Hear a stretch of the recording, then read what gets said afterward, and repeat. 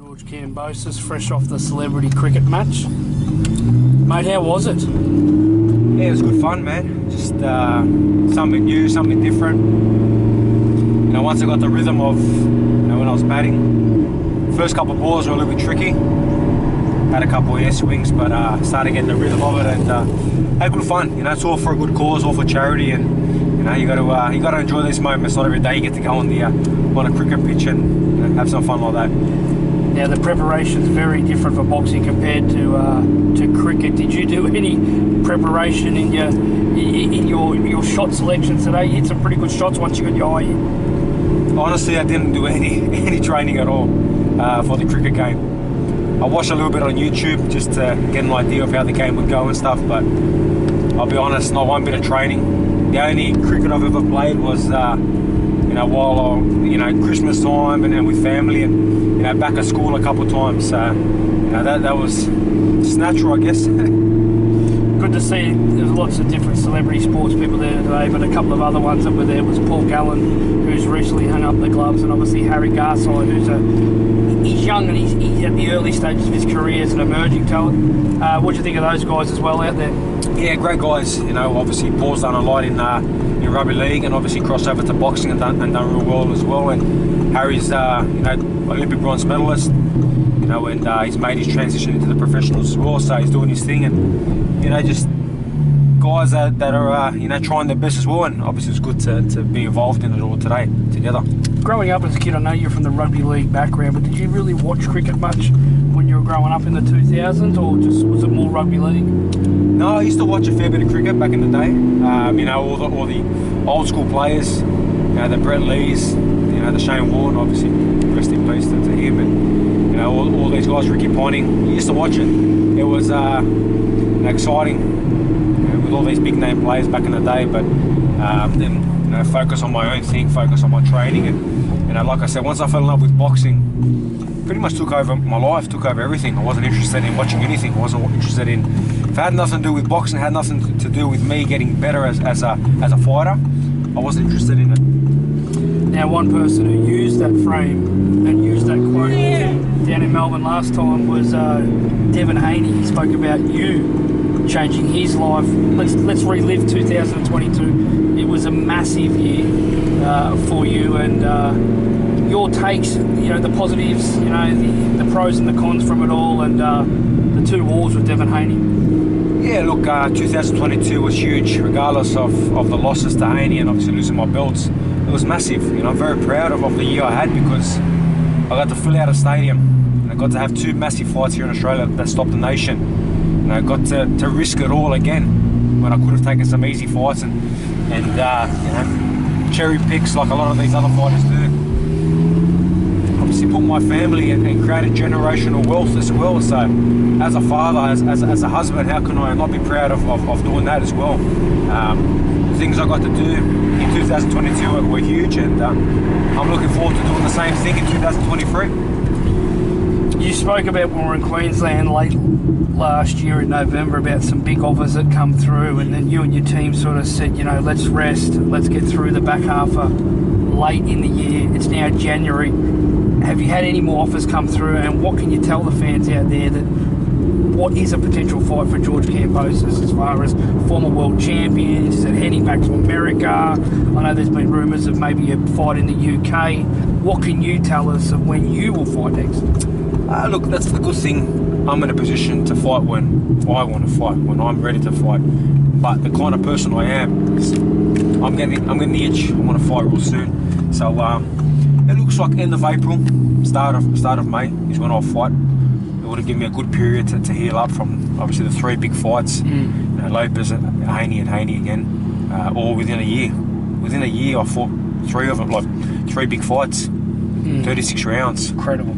Massive events. All 3 were huge events, and took a lot, not only in the ring but outside of the ring, to build these fights, and a lot of commitments as well. So I'm in the position now to fight when I want to fight, but like I said, I'm getting the itch now. So the team is in obviously some really good talks. My promoter Lou DeBella, my father, manager Jim Kambosos, obviously I manage myself as well. So we're all in the talks, and it will be a former world champion. It looks like it could be in Sydney. because I could be in maybe Vegas as well. There are a lot of options and possibilities, and that's the good thing, man. I'm still a massive name in the world of boxing. My name is continuously put out there in America, and like you saw today, wherever I go, it's always madness. And, I'm very blessed to be in this position. I'm very humbled by it, like I've said many times, and to be able to do what I've always wanted to do from a young kid, from 10, 11 years of age, to be in this position, to be a part of celebrity things, and fight on the biggest stage and become a world champion and hold these massive events. It's something I always want to do as a young kid. So I'm fulfilling and doing things that many people dream of doing but don't get to do it. So to a lot of people that want to talk tough on the internet as well, because you see a lot of them, you guys have never done nothing in your life, unfortunately for you guys, but for that minute percentage, boxing or in any sport, that are doing what they love, and they still obviously get people talking. I'm just doing what I love. I love boxing, and I'm getting paid. George, the hunger from when you got the IBF world title eliminated, you defeated Lee Selby in his backyard, you took on Lopez, you beat him. Now the 2 defeats to Devin Haney. Well, it's really 1 defeat to 1 person. What is the hunger like now for you in terms of before Devin Haney and before Lopez? Is it a different hunger now? Because I personally see different things in you now, that you're keen to get a belt back, you want to get back up in the top 2 or 3 in the world. Where do you see it? Yeah, look, the hunger is still there, to be the best that I can be. People forget real easily that once I beat Lopez, everyone wanted me to fight Lomachenko, Devin Haney, Gervonta Davis, and all these guys I wanted me to fight, and I had a lot of options. I'm not going to lie, and Lou DiBella, can tell the truth as well for this. There were a lot of options for us to have some really easy fights, but as a true champ, as a true warrior, and for the fans and for the world of boxing, I took the hard fights, I took the risk against Devin Haney, and I feel like I've learned more from them 2 fights that I learned from any win that I had in my career. And what have you learned? I'm very excited, obviously. Firstly, I'm very excited for 2023, because doing 24 rounds with Haney alone, I've learned many things in the aspects of boxing, and certain things that I've got to continue doing, continue working on, and continue becoming a better fighter.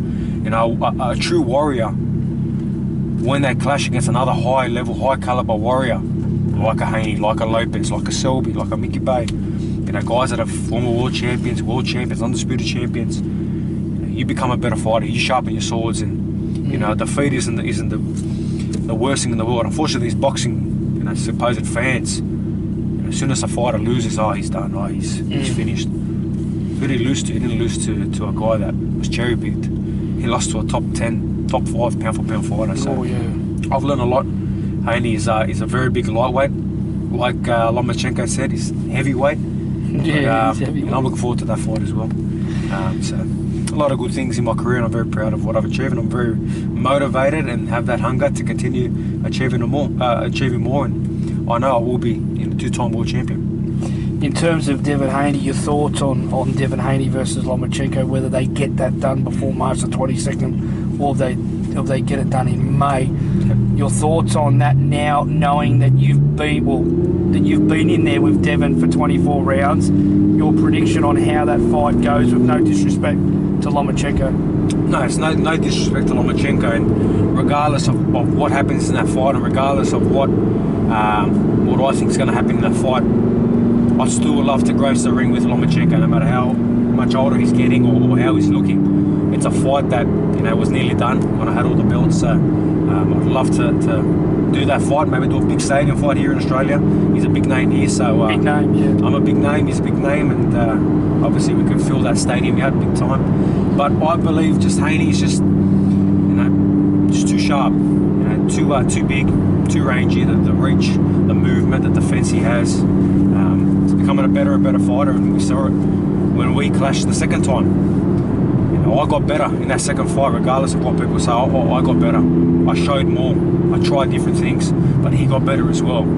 he became a sharper fighter, a more precise fighter, and he was throwing that nice right hand as well. That caught me some good times. So I'm looking forward to it. Boxing is in that just division, never know. in your Especially division, 135. You know, 135, it's hot division, and like I said, I'm very proud to not only have ruled the division not so long ago, but to still be up there. You know, you look at BoxRec, a lot of these ratings, the sanctioning bodies, they can be manipulated. As much as I have a good relationship with the sanctioning bodies, and I'm very honoured to have held all their belts, you know, they can be manipulated by money and who you know. One place that you really can't manipulate is BoxRec.